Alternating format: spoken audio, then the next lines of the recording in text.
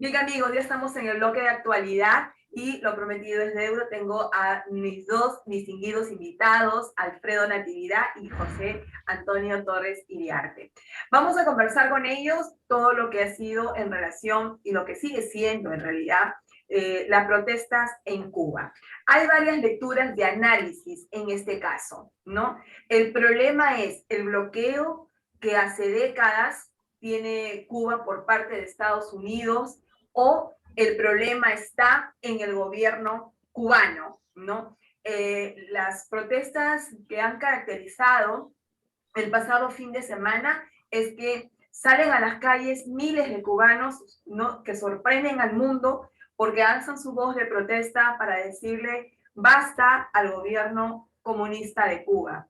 La respuesta de Cuba hacia Estados Unidos es que si Estados Unidos quiere apoyar a Cuba, tiene que levantar el bloqueo. En junio de este año, la Asamblea General de las Naciones Unidas ha aprobado por mayoría, ¿no?, abrumadora, sí, que se levante el bloqueo económico, financiero, comercial a Cuba. Pero Estados Unidos aún se mantiene en su posición y dice no lo va a hacer, pero puede apoyar, ¿no?, a Cuba sin necesidad de levantar el bloque económico. Entonces, hay en este ambiente político en Cuba, hay distintas lecturas, distintos análisis. Por eso centro el contexto del caso para poder analizar, ¿no?, este tema. Vamos a comenzar con Alfredo. Alfredo, ¿cuál es tu mirada? ¿Cuál es tu primer análisis de lo que viene pasando en Cuba? Leslie, muchas gracias. En primer lugar, quisiera saludar al doctor José Antonio y a la vez saludar el importante programa que estás implementando para dar a conocer fundamentos de la democracia, fundamentos de la libertad y fundamentos del respeto de los derechos humanos por parte de los estados. En este caso, en 1959, Cuba llega con Fidel Castro e implementa un régimen comunista donde resquebraja no solamente las libertades individuales, sino desmonta el modelo económico de la clase media, la clase alta, las clases progresistas que sostenían económicamente a Cuba. En el proceso de implementación en forma inadecuada de un modelo económico que no ha resultado, tuvo que recurrir a sus aliados dentro del marco de la dominación geopolítica que quería tener Rusia. Entonces les daba financiamiento económico y Cuba vivía de ese financiamiento extranjero de la Unión Soviética hasta que en 1991 se disuelve la Rusia. Y no hay que olvidar que a consecuencia de cortarle ingresos económicos de la Unión Soviética a Cuba, en el 91 y en 1993 cae el 35% de su Producto Bruto Interno de Cuba.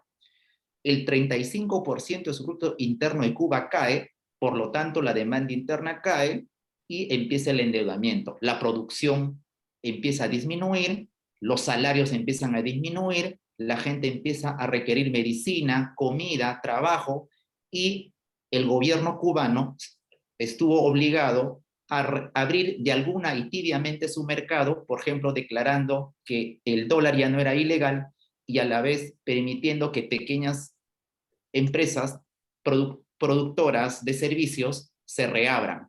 Quiere decir, por no reconocer la propiedad privada, empezó a reabrir aspectos pequeños, pero eso ya colapsó a consecuencia de la crisis económica generada por el coronavirus, y ahora el cubano gana $1, $9 al mes, tiene el 90% de su población sumido en la pobreza a consecuencia de las restricciones de los derechos económicos y libertades de los cubanos. Eso ha generado una exacerbación social. Acá no ha sido manejado por grupos políticos ni por lucha por el poder. Ha sido una exacerbación, un levantamiento social a consecuencia de necesidades que está sufriendo. Necesidades, ojo, materiales e inmateriales. Materiales hablamos económicos, inmateriales en temas de derechos, libertad al acceso a la información, libertad de acceso a hacer su autodeterminación productiva.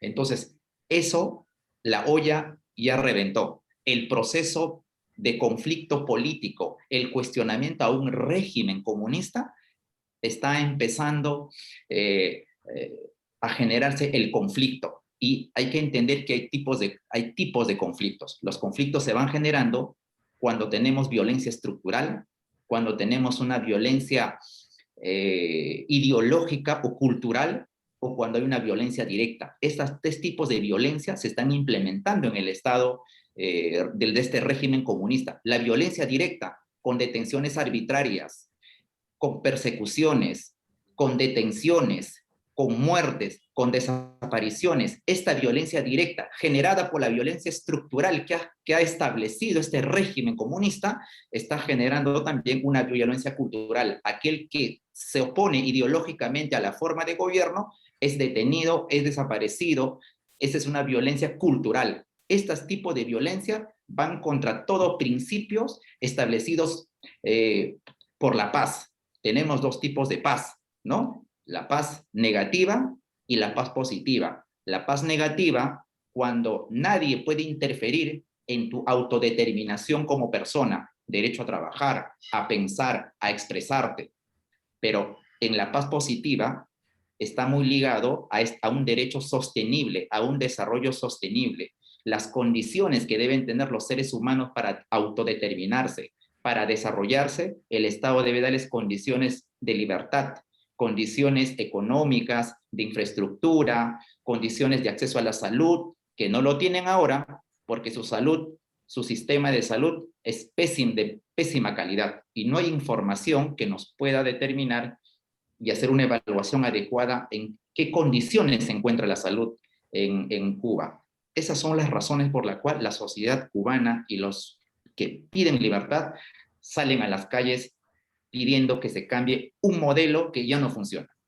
Bien, Alfredo ha arrancado con un análisis bastante integral del tema de Cuba, y acá en nuestro país también cubanos han salido, ¿no?, a protestar, ¿no?, a las calles en diversas partes del mundo. Incluso he estado siguiendo por la cuenta Twitter algunas organizaciones internacionales que van monitoreando estas protestas también de cubanos que están saliendo en distintas partes del mundo, ¿no?, haciendo un eco de lo que vive en estos momentos el pueblo cubano. Te quito 30 segundos, y ahí va a ser un llamado a la alta comisionada de los derechos humanos de las Naciones Unidas, que está muy tibia y lamentablemente no ha tenido una posición firme como sí tuvo en Colombia, como sí tuvo en otros países de Chile, y necesitamos que nuestra alta comisionada tenga una palabra fuerte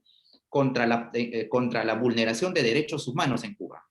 Muy bien, Alfredo. Vamos a ver qué nos dice nuestro internacionalista, el doctor José Antonio Torres Iriarte. José Antonio, ¿cuál es tu mirada de esta situación que pasa Cuba en estos momentos? Bueno, personalmente creo que el proceso político revolucionario cubano está agotado. El modelo cubano que trató de los años 60 impulsar Fidel Castro con un liderazgo carismático, fuerte, que influyó en más de una generación de América Latina, está largamente agotado. El mundo en 60 años ha cambiado significativamente. Hay otros actores sociales, económicos, políticos. La geopolítica es otra, y sin embargo la lectura política y económica del gobierno de La Habana no ha variado. Ellos creen que está en los años 60, donde bajo la órbita de la Unión de Repúblicas Socialistas Soviéticas lograron el financiamiento para la revolución, porque eso fue lo que ocurrió en los años 60. No fueron los logros de la revolución cubana, no fue la zafra multiplicada por 10 que era saludada por los revolucionarios en las calles de La Habana, ni alentada por el líder carismático Fidel Castro. Era el fracaso económico de un proceso que, como ha señalado Alfredo con bastante claridad, pulverizó, diezmó, exilió o asesinó a las clases medias, a los intelectuales de Cuba, a todos aquellos que creyeron en un proceso de democratización luego del triunfo de la Revolución Cubana en enero del año 59. No hay que olvidar que había un gobierno, el de Fulgencio Batista, que era un gobierno tirano, un gobierno que había sido cuestionado por las juventudes latinoamericanas, por las clases medias, incluso cubanas, y el proceso liderado por Fidel Castro fue saludado por líderes incluso como Ayer Latorre, como una oportunidad para ir hacia la democracia. Pero cuando Fidel Castro decide no convocar a elecciones y se declara marxista-leninista en el año 61 y se somete a la órbita soviética, y más aún acepta la instalación de misiles, ¿no? Soviéticos en territorio cubano, apuntando al territorio norteamericano, y se genera la crisis de los misiles en el año 62, Cuba se convirtió solamente a larga distancia en un agente y un operador político de los intereses soviéticos en América Latina y tan cerca de los Estados Unidos. La crisis de los misiles fue en la etapa inicial de la Revolución Cubana, luego fue el apoyo a los procesos de guerrillas en toda América Latina, el Che Guevara, que muere en Bolivia en el año 67 y que siempre se ha contado que murió en olor de multitud. Fue todo lo contrario, murió abandonado por sus seguidores en situaciones de adversidad, abandonado por el gobierno de La Habana y abandonado por quienes lo habían acompañado en ese propósito revolucionario en tierras bolivianas. Por lo tanto, yo siempre he sido un crítico de la Revolución Cubana. Cuando fracasa el modelo soviético, en el año 91 se disuelve la URSS, ellos ingresan a un periodo especial. Pero para suerte de Fidel Castro, inicia leves y moderadas reformas económicas en los 90 para paliar el hambre y la desocupación y la falta de ingresos en la economía cubana. Encuentra en el camino a un líder en Venezuela que toma el poder e inicia su oferta y su generoso apoyo al proceso cubano, y la alianza entre La Habana y Caracas ha tenido como resultado haber empobrecido a una economía relativamente desarrollada, tal vez una de las más desarrolladas de América Latina como fue Venezuela, y convertirla en un socio no comercial, sino un socio político, porque la alianza entre La Habana y Caracas no es una alianza estratégica para hacer negocios, emprender proyectos, generar desarrollo, crecimiento, reducción de la pobreza. Es una alianza estratégica para dominar ideológicamente América Latina. Y ahora se ha creado, bajo este tipo de alianzas, el llamado Foro Socialismo del siglo XXI. El socialismo del siglo XXI fue la declaración de Fidel Castro, a la afirmación de Fidel Castro que era necesario encontrar una alternativa a la llamada revolución armada con la toma del gobierno o el poder por las urnas, y se diseñó de manera muy hábil, muy astuta, una simbiosis llamada socialismo del siglo XXI, alentada por el Foro de Sao Paulo y los partidos como el PT de Brasil y otros partidos de América Latina.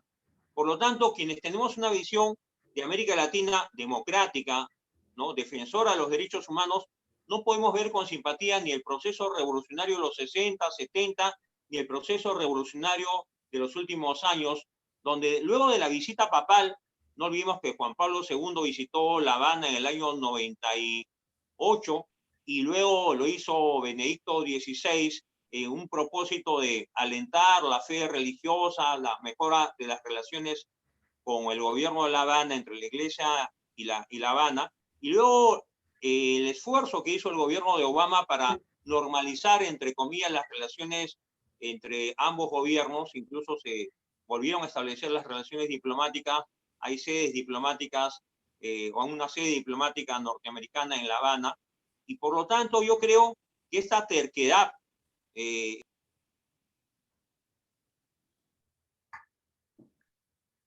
José Antonio, Su audio. José Antonio, José. derecho a elegir las autoridades, y por lo tanto considero de que hay que ver con bastante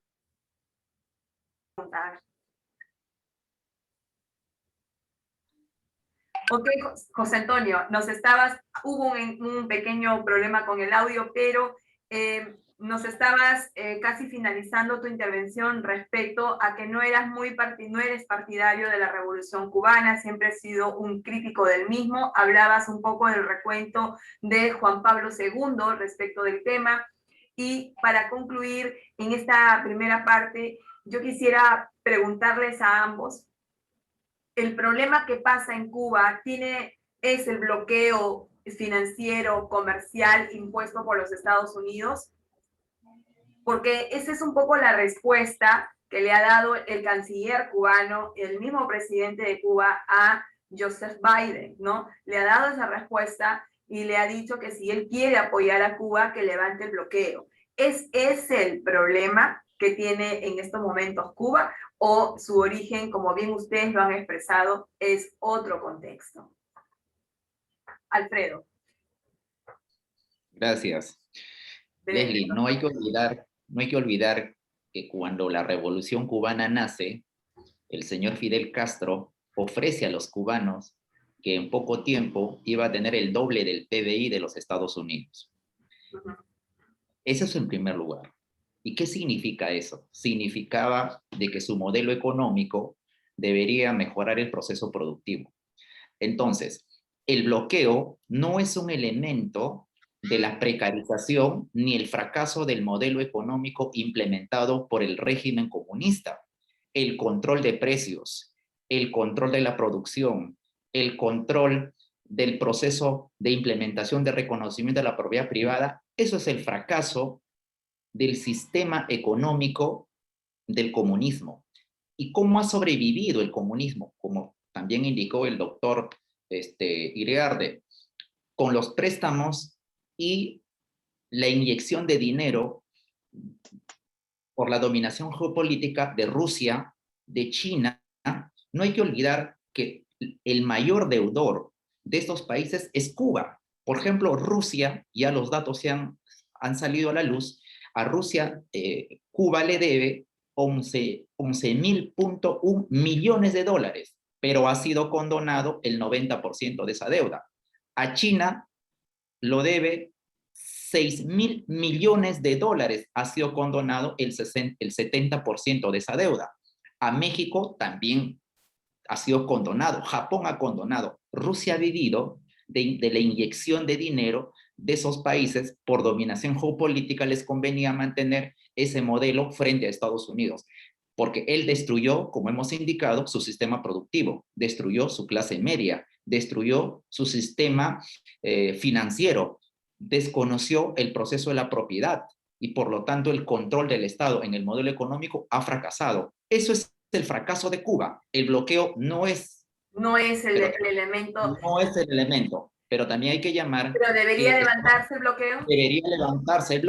Debería levantarse el bloqueo para que se demuestre de que el fracaso del modelo o el sistema económico no es el bloqueo, correcto. Muy bien. José Antonio, breve. Bueno, definitivamente el bloqueo impuesto por los Estados Unidos y que me genera simpatías y adhesiones hacia el gobierno cubano es solo el pretexto del gobierno de La Habana para justificar su ineficiencia.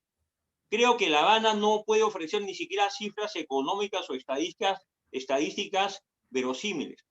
Cuando la señora secretaria general de la CEPAL simpatiza estos días con el gobierno de La Habana y expresa su preocupación y apoyo a la revolución cubana, parece olvidar que CEPAL no tiene virtualmente registros de cifras verosímiles, reales, de la situación financiera de la isla, de la situación en materia de salud, educación, vivienda, transporte, como sí ocurre con otros países de la región latinoamericana. Por lo tanto, el bloqueo, si yo tuviera la potestad de recomendar o la facultad de recomendar al gobierno de los Estados Unidos, creo que hace años hubiera caído la revolución cubana, hubiera fracasado el modelo, se hubiera puesto al descubierto la ineficiencia de sus gobernantes y la corrupción del gobierno de Cuba, si es que Estados Unidos hubiera decidido políticamente levantar toda medida restrictiva o bloqueo, como se llama. Pero por otro lado, no hay que olvidar que la economía cubana ha tenido el subsidio generoso de la URSS, luego el subsidio generoso del gobierno de Caracas, y también ha habido inversiones españolas y canadienses en territorio cubano, en el sector inmobiliario, en el sector hotelero, en el sector turístico. Por lo tanto, no es un país autárquico propiamente, ni es un país que no tenga relaciones, tiene decenas de tratados de cooperación y de relaciones económicas con otros países del mundo. Lo que pasa es que en La Habana el gobierno es parasitario, es incapaz, no tiene visión política, no tiene lectura económica, El mundo ha cambiado a pasos agigantados y ellos siguen siendo tan retrógrados como en los años 60 y atraen el turismo en base a buses de los 50 y en base a evocaciones históricas que todos saludamos, pero que no son necesarias, no son suficientes para una juventud ávida de aprendizaje, ávida de libertades, y por eso se reprime a grupos como el colectivo San Isidro o las Damas de Blanco, o hay más de 2 millones de cubanos en el exilio, y hay muchos más que quisieran dejar el territorio para buscar mejores destinos en otras partes del mundo. Por lo tanto, el bloqueo es solo el pretexto y debe ser levantado para poner fin a una ominosa dictadura. Y ya para cerrar la entrevista, coincido con Alfredo y contigo, José Antonio, en el sentido de que debería levantarse el bloqueo, porque yo creo que esa podría ser la mejor demostración y la oportunidad para que el mundo abra sus ojos, para que el pueblo abra sus ojos y se dé cuenta que esto no es el problema. El problema está dentro del gobierno, el problema está en el gobierno, en el en el sistema político y económico que se ha implantado en Cuba, ¿no? Pero sí yo creo que estamos en un mundo tan difícil, en un contexto muy complejo como la pandemia, y yo creo que sí es necesario que se levante ese bloqueo financiero y comercial. Yo creo que debería de hacerse ello para que, como bien ustedes lo han dicho, se demuestre que eso no es la razón por la cual el pueblo cubano se ha levantado. Por otro lado, ya cerramos la entrevista. En relación a la posición de la ONU, básicamente respecto del tema. Es muy cierto, la alta comisionada Michelle Bachelet ha recibido fuertes críticas porque no se ha pronunciado, no ha dicho, no ha emitido un pronunciamiento fuerte, directo hacia el tema de las protestas, lo cual a mí me llamó mucho la atención, porque cuando se dio lo de Colombia hace poco con las protestas, ¿no? Todo el mundo se pronunció, toda la ONU se fue encima, incluso hicieron comunicados, pronunciamientos, incluso fueron a Colombia hasta entonces a hacer un monitoreo. ¿Qué pasó aquí? ¿Por qué en relación a Cuba vemos tibias posiciones desde ese ángulo? La OEA sí se ha pronunciado, también creo yo de una manera muy sutil. Pero, ¿qué está pasando aquí? O sea, ¿cuál es el rol de las organizaciones internacionales respecto a lo que pasa en esta situación? Breve para despedirnos. Alfredo. Correcto. Entiendo que en las Naciones Unidas, en el Consejo de Seguridad, hay un equilibrio político de distintas miradas del mundo. No hay que olvidar que está Estados Unidos, Gran Bretaña, China, Rusia y Francia. Entiendo de que esa mirada y el equilibrio de poder representado en el Consejo de Seguridad influye bastante también en el Consejo de Derechos Humanos de la ONU. Pero ahí viene la crítica también a la misma Organización de las Naciones Unidas. La alta comisionada de los derechos humanos no necesariamente debe responder a una mirada ideológica, sino la protección de los derechos humanos está por encima de las ideologías, por encima de los intereses económicos, por encima, incluso son anteriores y posteriores al Estado. Entonces, la alta comisionada, su responsabilidad es proteger la libertad y los derechos humanos de las personas, que son anteriores y posteriores al Estado, que está por encima de ideologías, incluso está por encima de intereses geopolíticos y económicos. Y en este caso, creo que tiene la alta responsabilidad moral de intervenir con la severidad del caso y ordenar a los comités a elaborar los informes de la vulneración de los derechos humanos que está generando el régimen comunista de Cuba. Y esto va a repercutir, si es que no se toma en cuenta y no se soluciona y no se pronuncia en forma constante y permanente, va a repercutir en altas críticas y una deslegitimación en el alta comisionada de derechos humanos. Justamente solamente cito la fuente, el director ejecutivo de la Human Rights Watch, el señor Vivanco, es el que le ha hecho un llamamiento público a través de su cuenta de Twitter, le ha hecho un llamamiento público a la alta comisionada a pronunciarse, a romper su silencio respecto a lo de Cuba, ¿no? Eso también llama poderosamente la atención, concuerdo con Alfredo totalmente en que la posición de las organizaciones internacionales tiene que ser de manera equilibrada, proporcionada y mirar los derechos humanos, ¿no?, muy por encima de cualquier convicción ideológica. Vamos con José Antonio para cerrar la entrevista. José Antonio. Sí, creo que las palabras y expresiones del secretario general de la OEA, el señor Almagro, de nacionalidad uruguaya, deben ser saludadas porque han sido muy enfáticas, muy claras y hasta incluso duras en su lenguaje. Ha llamado parasitismo, ha invocado la dependencia económica hacia la URSS y luego la dependencia económica hacia Venezuela de manera clara. Sin embargo, yo deploro el doble lenguaje de la señora Bachelet, incluso el no pronunciamiento, salvo que me equivoque, del Papa Francisco o del Vaticano respecto a una situación tan delicada, y más aún cuando la Iglesia Católica creo que ha hecho esfuerzos razonables y serios en los últimos 20 años para que el proceso de cambios en Cuba se dé progresivamente. Por lo tanto, yo deploro quienes en momentos de dificultades prefieren el silencio, callarse o los términos medios o hacer uso de lenguajes enrevesados para no ser enfáticos en posiciones que deben tomarse sin distingos de ideologías, porque tan represivo puede ser un gobierno de derecha como un gobierno de izquierda, un gobierno fascista, un gobierno comunista. Los derechos humanos están por encima de las ideologías porque responden a un propósito libertario y universal. Por lo tanto, creo que América Latina y también la Cancillería peruana sacó un comunicado, un pronunciamiento, podríamos llamar light, no dice y no dice en realidad cuál es la posición de Alan Wagner. Quisiera conversar con el señor embajador, quisiera preguntarle al presidente Sagasti cuál es la posición del gobierno peruano. Respecto No nos engañemos y no engañemos a América Latina. El modelo político cubano ya se agotó. Ni siquiera han sido capaces de seguir el modelo vietnamita, el modelo de la República Popular China.